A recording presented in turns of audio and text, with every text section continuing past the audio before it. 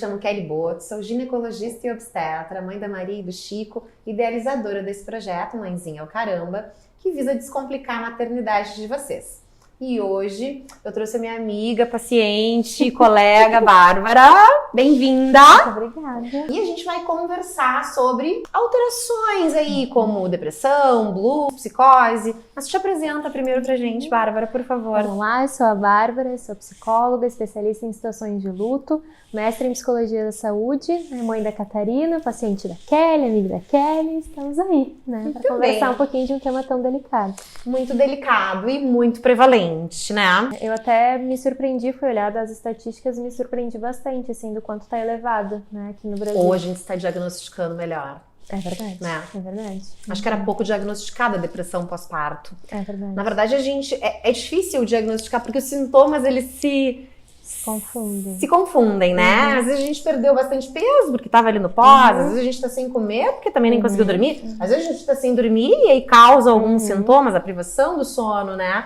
Então, muitas vezes a gente justifica a nossa depressão, mas é do pós-parto. Isso. Né? E aí que mora o perigo, né? Aí a gente pode deixar passar aquele momento perfeito de iniciar o tratamento. Exatamente, né? E que daí até de a gente conseguir falar sobre aí do que é o esperado no puerpério e o que daí já não é esperado. Né? Importante a gente deixar isso bem claro nas consultas, né? De pré-natal, né? Desmistificar esse romantismo, né? Porque o puerpério, ele é difícil, né? O pós vai doer. Vai ter a dor do pós-parto, que se for parto normal, normalmente não dói tanto. O pós, se for cesárea, vai doer bastante. Vai ter a pojadura, que também dói. Vai ter a questão da amamentação, que por vezes é mais desafiadora que o parto. E vai ter a privação do sono, enfim, e inúmeros desafios, né? Descobrir quem que é essa nova mulher, né? Que surge ali, né? Que muda completamente. A gente tem na gestação, os hormônios vão lá em cima e ali simplesmente cai, né? Então, não tem como não ter transformações. Essa queda hormonal é o que ocasiona, o que dá o start, né? Nesses distúrbios do puerpério. Essa queda de hormônios que acontece quando a placenta é expelida, ela faz aumentar o número de enzimas da monoaminoxidase, que acabam quebrando neurotransmissores como serotonina, dopamina, noradrenalina.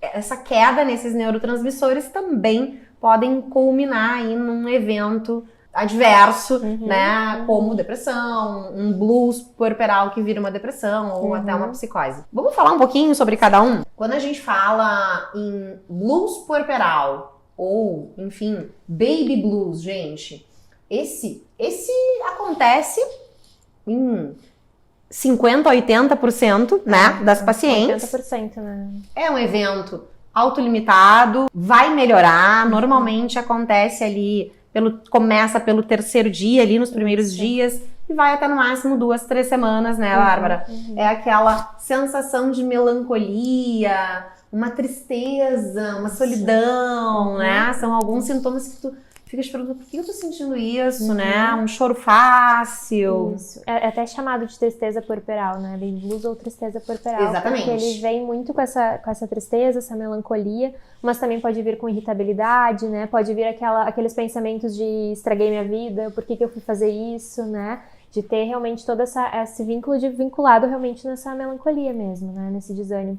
O pico é na primeira semana, né, naqueles primeiros 7 dias, mas que depois, como tu citou, né, 15 dias, 3 semanas, é pra ir já amenizando, né, já é pra ir passando. Se passar disso, aí a gente pode entrar num quadro de depressão pós-parto, né? Isso aí. Que aí, a estatística, eu li que entre 10 a 15, 15 a 30, em outros autores, né? E que aí, diferente do blues, que tem também aquelas mudanças repentinas de humor, perda de apetite, ansiedade, irritabilidade, sentimento de solidão, na depressão pós-parto, aí já são sintomas um pouquinho mais intensos, né?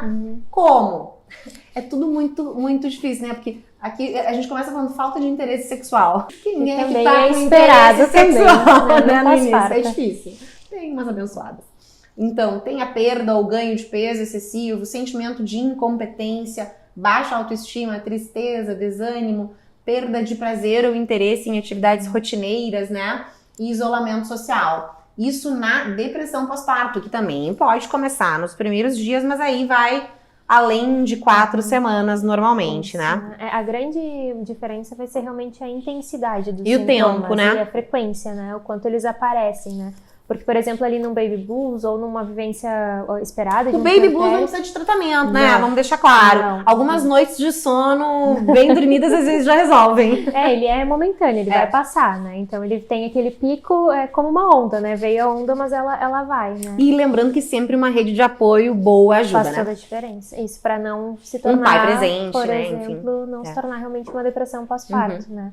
E que daí na depressão, sim, a gente vê realmente essa intensidade maior, né? O sofrimento é muito mais intenso. Fica muito mais difícil de conseguir fazer as atividades da rotina, né? Então, atender o bebê, Cuidar do bebê, né? Isso, né? Então, esse vínculo fica muito mais afetado, fica muito mais difícil também de conseguir estar ali. E aí, os pensamentos, às vezes, de suicídio, né? Então, realmente ter essa questão de não querer estar ali, de não estar querendo vivenciar aquela experiência, né? Então, fica tudo muito mais intenso de risco. Eu sempre pergunto para as pacientes, quando elas vêm, assim, com depressão pós-parto, eu pergunto: tem algum pensamento ruim em relação ao bebê ou em relação a ti mesma? Porque a gente tem que perguntar com muita delicadeza, né? Eu já tive uma paciente que me disse, assim, algumas coisas em relação ao que ela sentia sobre a filha, e ela me falou chorando, assim, se sentindo muito culpada, né? E esses dias encontrei ela até no mercado, e é tão bom ver, né, que tudo passa, né? Desde que bem manejado, passa. Tratamento adequado. E para depressão pós-parto, importante é a psicoterapia, né? Medicação. E medicação, né? Eu li que dá para tentar umas 2 semanas com psicoterapia e, se não melhora, entrar com a medicação. Eu vou te ser sincera, em alguns casos eu já entro com a medicação direto, né? As pacientes chegam no consultório, eu sempre oriento ir pro psiquiatra e pro psicólogo. Mas eu inicio, né? Normalmente a gente inicia com inibidores seletivos da recaptação de serotonina. Sertralina é um deles, paroxetina, fluoxetina. A gente considera que a sertralina a gente até acaba usando muito na gestação. É o antidepressivo mais utilizado hoje em dia. Mas se a gente for ler na bula, é risco C. Risco C quer dizer que não é para usar, se não for bem necessário. Ou seja, nós não temos estudos em humanos, né? Por quê? Porque a gente não pode testar grávida, né? Ou, né, uma mulher que tá amamentando.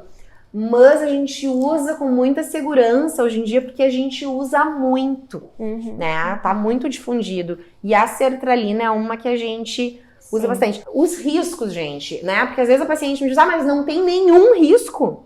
Todo remédio tem. Né? Não tem almoço grátis nessa vida, eu sempre falo. Né? Então Tem efeito colateral. Né? Tem efeito colateral.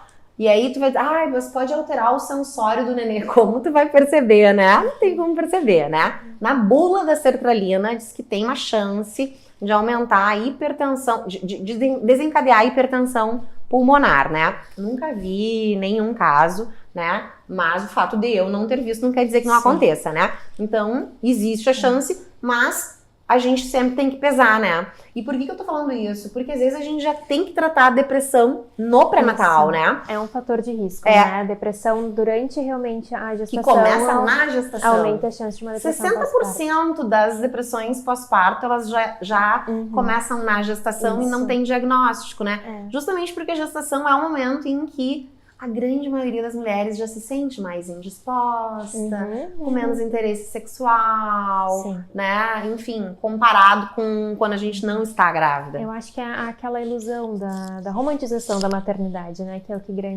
tem o peso muito grande, tanto durante a gestação como nesse pós-parto, né? A ideia de que é uma varinha do Harry Potter, assim, né? Que o amor simplesmente ele surge. E não é assim, né? É uma relação, é um vínculo. Vai ser construído, né? Então tem todos esses 9 meses para ir construindo e depois. E às vezes é muito mais difícil também essa construção. Então conseguir tirar essa romantização de como que vai acontecer todo esse vínculo, né? E saber que a gestação pode ser ruim, né, pode gente? Ser ruim. Pode ser que tu não tenha nenhuma doença, mas que tu não esteja passando bem, né? E tá tudo bem reclamar. Tá tudo bem. Tá tudo bem. O importante, né, é estar, digamos assim, acompanhando, né? Tá muito ruim, já vai pra terapia, né? E às vezes outras situações que podem acontecer concomitante com a gestação, né? Então, por exemplo, sei lá, um término de relacionamento durante esse processo, né? ou ter alguma morte de algum familiar, ou perda de emprego, sei lá, alguma coisa que aconteça. Uma gravidez não desejada. Uma gravidez não desejada, né? Um Então abuso. tudo isso vai agravando, né? Não tem como se vivenciar realmente da mesma maneira. A gente sabe que as taxas de depressão aumentam sim quando, né, as pessoas, digamos assim, já estão numa situação de risco ou de vulnerabilidade maior, como financeira, né, econômica, marital, enfim, né? Se tu já tem um fator de risco de vulnerabilidade, isso aumenta, sim, sobremaneira a tua chance de depressão. Desenvolver qualquer transtorno, né? Exato, na vida, né? Exatamente. E a depressão pós-parto, realmente, ela pode causar repercussões negativas no vínculo do bebê e da mãe, né? Então, ela tem que ser tratada o quanto antes. Então, a gente falou do blues puerperal e não se assustem, meninas, se vocês tiverem, né? Sobrevivam, vai passar. E se não passar, ou se vocês sentirem que tá intenso demais, já buscar ajuda pensando numa depressão pós-parto, né? Porque pode, enfim, a situação ir se piorando, né? E algumas pacientes podem desenvolver a psicose puerperal, que é bem raro, é um evento raro, né? Menos de 1%, né? Eu li até uma prevalência de 0,2%, em que pode começar dias ou semanas pós-parto, um surto psicótico, né? Tu entra com manias, depressão, confusão, alucinações, ilusões, né? É o que a gente fala sobre o que é um surto psicótico, é quando a gente vem com alucinação ou delírio, né? Então é algo que realmente rompe a questão da realidade.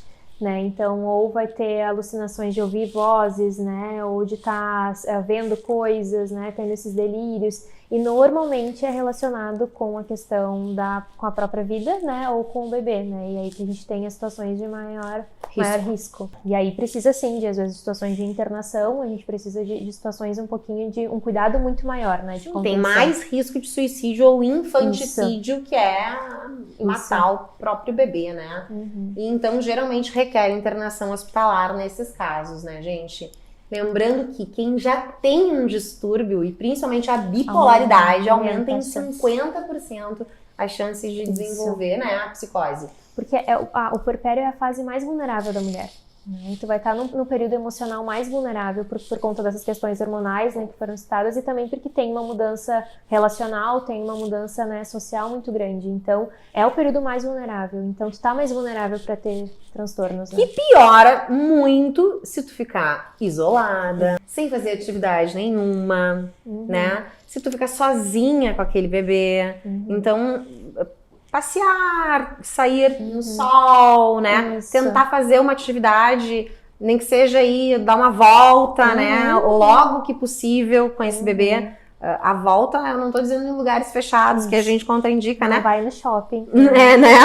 Mas vai ao ar livre, né? Dá um passeio no lago. Se tiver com medo que alguém pegue o bebê, bota um protetor no carrinho, né? É importante sair, né? E fazer algumas atividades para tentar sair daquela rotina maçante. Né? Ou às vezes pedir para alguém ficar um pouquinho para poder tomar um banho demorado, gente, né? E assim, eu sempre falo para as pacientes que às vezes o bebê tá chorando e a paciente tá mal, tá descompensada.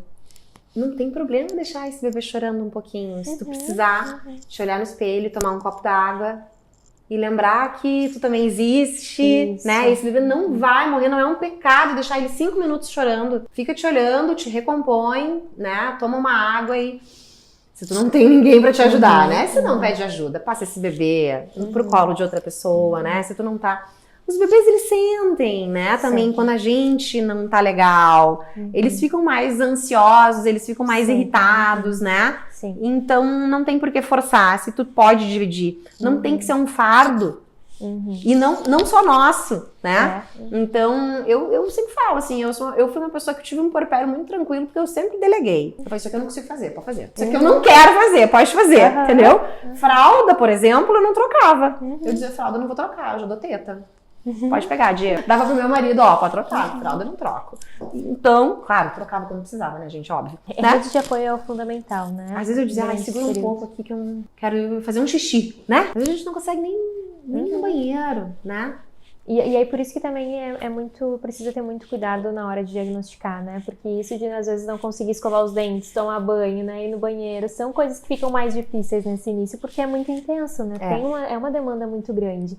Então, por isso que a gente sempre precisa olhar a intensidade que aquilo está acontecendo, né? Se é por causa de um desânimo que a pessoa não consegue ir no banheiro. Ou porque não dá mesmo. Ou porque não dá mesmo, né? Então, por isso que sempre tem que ter esse cuidado também, né? Ou porque o diagnóstico acaba não acontecendo e deveria acontecer, ou a gente diagnostica alguém que não precisaria estar diagnosticando.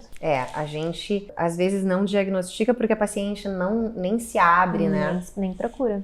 Porque se sente culpada e não quer falar, né? Acontece. Então normalizar isso também, né? Que tá tudo bem. Tá tudo bem achar ruim. Tá tudo bem, né? Eu acho que a gente não precisa levantar a bandeira do hashtag puerpério feliz, sabe? Mas ele pode ser. Pode. Né? Então, assim, a gente não pode medir a nossa vida com a régua do outro, né? E aí, muitas vezes, a gente usa a rede social e a gente pensa, nossa, mas ela pariu uma semana depois que eu.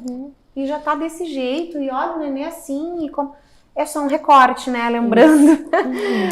Lembrando que nas redes sociais, a gente só coloca aquilo que a gente quer, né? A gente não vai colocar o recorte de quando a gente tentou fazer cocô e o neném começou a chorar e não conseguiu nem se limpar e teve que sair correndo, né? De quantas vezes não conseguiu escovar o dente, ou se ficou sem tomar banho ou não mesmo naquele dia, né? Eu costumo dizer que eu acho que a rotina de uma mãe solo deve ser muito difícil mesmo. Sim. Eu não me imagino, porque eu compartilhei tudo com o meu parceiro. Em nenhum momento eu estava sozinha nessa, né? Então, e mesmo com ajuda é muito difícil. Então tu imagina quem não tem, né? Ou quando tem um parceiro e mesmo assim não tem. Pior ainda, né? É uma realidade complexa. Ou enfim, não tem grana, não tem parceiro, não tem, e tá com nenê, né? Então é difícil. É difícil, sim. É difícil. E também, gente, lembrando que outros transtornos, eles também podem ser exacerbados nessa época. Podem ser exacerbados ou precipitados no pós-parto, como o transtorno de ansiedade generalizada, transtorno de estresse pós-traumático e o transtorno obsessivo-compulsivo, né? Então, eu percebo um pouco disso, assim, né? A gente fica mais ansiosa ali. E na questão do toque, às vezes a pessoa quer naquela higiene, deixa tudo organizado. E não tem como, né? Às vezes a casa vai estar uma zona e ok, mas estamos vivos. Conseguir também ser flexível, né? E ser gentil consigo mesmo. Acho que isso é uma das coisas que eu mais digo, de conseguir ser gentil consigo mesmo. Se a gente conseguir ser gentil, sai um pouco dessa culpa, dessa pressão, né? De ter que estar tudo certinho e não tem que. Né? E ser gentil consigo mesmo, às vezes, é difícil, né? É um baita de um desafio, ainda mais nessa fase. Ainda mais quando a gente, às vezes, tem criações em que não foram tão gentis com a gente. Então, a gente cresceu sem quem deveria ser gentil com a gente ser. E aí, como que tu vai ser gentil contigo mesmo? Às vezes tu acaba te cobrando que nem teus pais te cobraram. E tu pensa, nossa, eles foram tão cruéis. Mas agora tu também tá sendo cruel contigo mesma, né? E se não tem essa mesma cobrança desses pais cruéis, nesse momento também, né, acontecendo. Exatamente. Então, também é um ponto, né? Porque já vem a culpa materna, nasce a mãe, nasce a culpa, né? Essa frase acho que é uma verdade. Vem a culpa de um jeito ou de outro. E aí se tem essa parte externa, né, pressionando de que, mas como que tu não fez assim? Como que essa casa tá assim? Como que o bebê tá desse jeito? Vou te dizer, eu sei, tá? A gente costuma dizer que a culpa vem com a mãe. Mas eu sou uma mãe sem culpa. Vou te dizer. Acho maravilhoso. Eu sou. Eu penso, gente, eu tô fazendo o melhor que eu posso. É isso. Pra mim, eu sou muito bem resolvida nisso, sabe? Eu acho isso maravilhoso. Eu já senti culpa por eu ser leve e ser flexível. Porque eu sou uma pessoa flexível. Às vezes eu já me senti culpada. Será que eu não devia ser mais rígida? Tô muito flexível. Eu penso, eu tô quase 2 dias sem ver as crianças. Tô ali... Não, você tá culpada, tá tudo bem, né? Sobrevive. Depois eu dou carinho, depois compensa. Se permitir também ser quem... A questão do trabalho é algo muito importante pra ti, pra tua identidade. Então, conseguir se permitir viver isso, né? Junto com a maternidade, isso é perfeito. Né? Eu acho que o foco é tentar não ter essa culpa, né? Saber que a gente tá dando o melhor que pode dar. Mais que isso, às vezes, não dá. Né? Então tá, eu cheguei no meu limite, era até aqui que eu conseguia. Exatamente. E tá sendo o melhor que pode, né, naquele momento, né? Se é a melhor mãe que pode naquele momento. Lembrar que as nossas também pensavam assim, elas estavam tentando ser o melhor, né? Na cabeça da gente talvez não, mas elas estavam tentando fazer o melhor dentro das possibilidades, né? Outro momento histórico. Então, às vezes a maternidade vem e a gente consegue perdoar certas coisas do passado, porque tu vê que, né? Enfim, não era por mal, era o que dava pra fazer naquele momento, né? E eu deixei separado umas coisinhas aqui, como auxiliar na prevenção da depressão pós-parto. Porque a gente fala muito em patologia, mas pouco em prevenção, né? Tratar e prevenir é diferente, né? Então, se nós tivéssemos políticas públicas de maior acolhimento, seria tão mais fácil, né? Tem países em que as mães que não estão bem, elas podem ir para algumas instituições em que pessoas cuidam dos seus filhos para que elas possam descansar um pouco. Que loucura, né? No Brasil iam estar lotadas todas. Como se fosse um hostel, assim, né? Para conseguir ter esse acolhimento. E achei interessantíssimo. Vi também que tem países que eles mandam babás na casa da paciente, da pessoa, da mãe, né? Para fazer esse movimento de ter essa rede de apoio. Eu vi uma mãe dizendo que ela chegou na minha casa, pegou o nenê, começou a arrumar as coisas e disse, vai dormir. E aí a mãe ficou, como assim? E aí achou o máximo. E aí disse que ela ficou muito triste quando ela teve que dar tchau, porque daí ela já tava melhor, e aí a mulher foi embora. Ela não queria cortar esse vínculo. É bom, né? Não temos no Brasil, né? Mas quem tem dinheiro paga uma babá, quem tem rede de apoio chama a rede de apoio. E conseguir se permitir fazer isso também, né? Porque às vezes também vem essa culpa, essa pressão de não posso ter babá, né? É errado, eu tenho que dar conta. E não tem. Né? Eu vou te dizer que no meu primeiro pós-parto, minha mãe ficou 30 dias comigo. E ela disse, primeiramente, assim, eu vou ficar 30 dias. E eu e meu marido, a gente só se olhou assim, 30 dias? Fala sério. Assim, uma semana, né? Gente, passou 15 dias, eu falei, mãe, tu vai ficar, né, ainda, pelo amor de Deus. Sim, passou 30 dias. O dia que ela foi embora, nossa, cortou meu coração, assim, eu fiquei despedaçada, meu leite secou naquele dia, minha filha chorou a noite inteira, porque ela não usava complemento, era só teta, né? Então, naquele dia, aquela noite foi a pior noite do meu puerpério. O dia que a minha mãe foi. Sim. Aí, quando eu tive meu segundo filho, eu falei, mãe, dessa vez vamos ter que ser 60 dias. Então, quando alguém me diz, eu não quero que me ajude, eu digo, por que não quer? Gente, e ainda mais quando é mãe, né? A gente sabe que muitas vezes a sogra é uma possibilidade no auxílio. Mas também. Aí também é de ver como que é essa relação. Exatamente! Porque mãe é mãe, sogra é sogra, né, gente? E às vezes é uma relação que não é boa com a própria mãe. Exato! E tem mãe que não é boa mãe, a gente sabe disso. E às vezes só pesa. Né? Esses dias eu estava conversando com uma paciente, ela disse, não, com a minha mãe não dá pra contar. Como assim? Parece meio bizarro, né? Mas existe. Tem pessoas que realmente não têm zero rede de apoio, né? Então, por isso que daí é mais difícil, né? E aí tem essas mães com as quais às vezes a gente não pode contar. E aí tem diferentes tipos, né? Vamos falar, né? A questão de, por exemplo, as mães narcisistas, que agora muito se fala, né? Muito se fala. Agora todo mundo narcisista. Isso, tá agora bem alta, né? Nas redes sociais, nós falando sobre isso. E que a ideia é muito mais isso de não conseguir ter esse olhar pro outro, né? Quando a gente fala de algo narcisista, é muito voltado para si, né? Então, o momento que é do outro, por exemplo, aquela filha que acabou de parir, que acabou de ter um bebê, se torna sobre a avó, né? Aquele momento fica o foco, os holofotes ficam pra avó. E aí isso também vai acabar que vai gerar mais um tipo de sofrimento, né? Vai gerar realmente mais um tipo de dor, porque vai ter desvalidado a sua própria maternidade, né? E é isso, tu tem uma mãe narcisista, chama a sogra. Se ela não for narcisista também. Aí é um casal, né? Ou alguém de confiança, assim, uma amiga, a madrinha ou padrinho do bebê, né? Se tiver, né? Enfim, né? Que não é também todo mundo que tem essa cultura, né? Sim. Mas conseguir ter esses vínculos quando possível, né? E aí, bom, se não tem nenhum tipo de rede de apoio, a gente vai daí pensando em rede básica, né? Paga ou básica, né? Então, conseguir ir nas UBSs, pedir esse auxílio de uma forma ou de outra, né? Então, para conseguir ter esse olhar também para ver se está tudo bem, fazer avaliações em si mesmo, né? Para ver se está bem. Quando eu entrei no mundo da maternidade, e aí quando a gente pensa na rede pública, é muito cruel, né? Porque tem gente que realmente não tem rede de apoio, não tem dinheiro, às vezes a gente não tem dinheiro nem pro leite do nenê, né? Então, estruturalmente, tá tudo desestruturado, Isso. né? Então, enfim, são E aí, como sobreviventes. não pensar numa questão de vir um baby blues ou uma depressão, né? Porque se já tá tudo sendo tão desorganizado, não tem como conseguir se sentir bem nesse processo. É. Né? Vai vir de um jeito muito mais difícil. E tu citou da questão da ansiedade, né, do TEPT, também a questão de como foi essa vivência do parto, né, de como que foi realmente esse processo, se teve situações de violência obstétrica ou não teve, né, isso tudo vai agravar também essa vivência. Sim.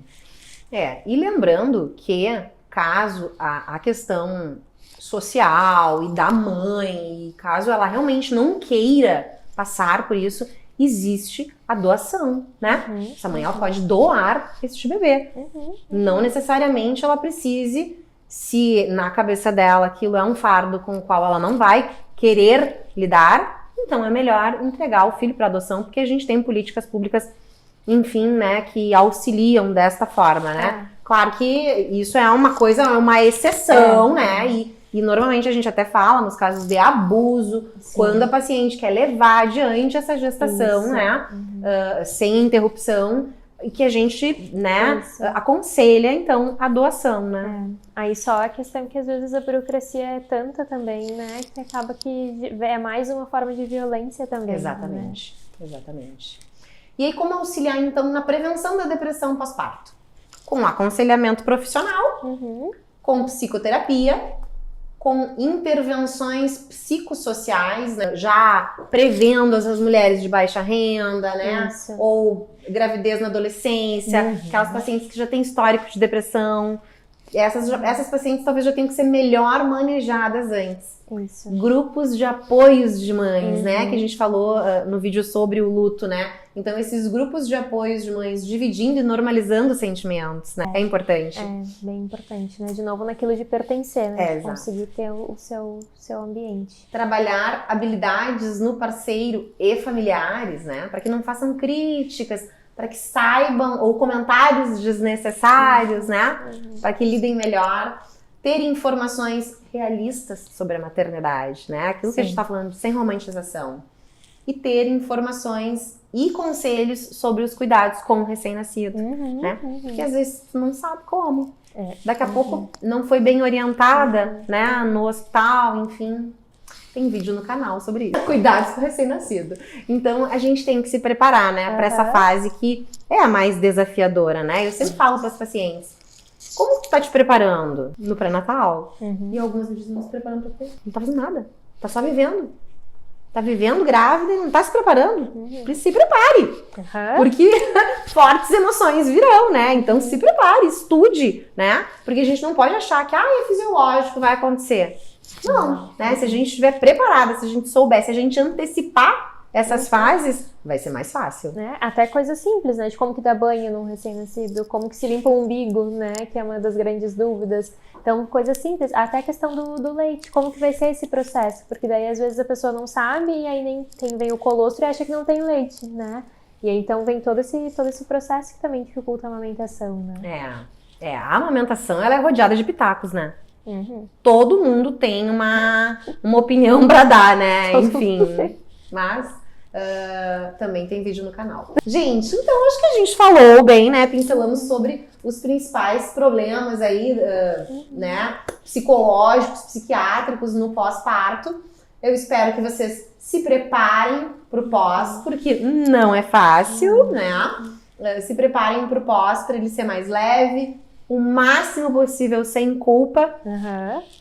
Com instinto, sim, mas a gente sempre comenta que a gente não pode ficar achando que todo mundo nasceu sabendo, né? Enfim, instinto veio com o neném, às vezes não vem, né? Às vezes tu nunca vai ter esse instinto, mas tu é mãe, né? Mas não tem instinto materno.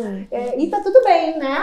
O importante é a gente prover para aquela criança tudo de melhor. Isso, mas também olhando para si. Exatamente. Né? E não esquecer que você está aqui. Que se você não estiver bem, esse bebê não vai ficar bem. Exato, né? Então, acho que a grande questão do vídeo hoje, né, de a gente conversar é isso, de ter esse autocuidado, de conseguir ter esse autoconhecimento mesmo. Porque se a gente consegue se conhecer, a gente entende quando a gente tá vivenciando um processo que tá ok e quando é um processo que não é tão ok assim. A gente entende quando a gente tá fora da curva, né? Quando tá um sofrimento muito intenso. Então, conseguir ter esse olhar, né? E, se possível, né, ter um olhar de psicologia, né? Por exemplo, a psicoterapia já antes no processo de tentante, né? E quando a gente fala, né, Bárbara, tem o pré-natal psicológico, né? E às vezes as pessoas menosprezam algumas coisas, né? E eu digo, gente, vai se preparando. Né? Ou ter aquela espera tão desejada, não imagina que o puerpério vai vir e também vai vir a sua cobrança, né? Então, de conseguir entender todo esse processo, como tu falou, de se preparar, ter esse conhecimento. Isso mesmo. Tá, obrigada, Bárbara. Um prazer te receber, viu? Obrigada. Um beijo, gente. E até o próximo vídeo.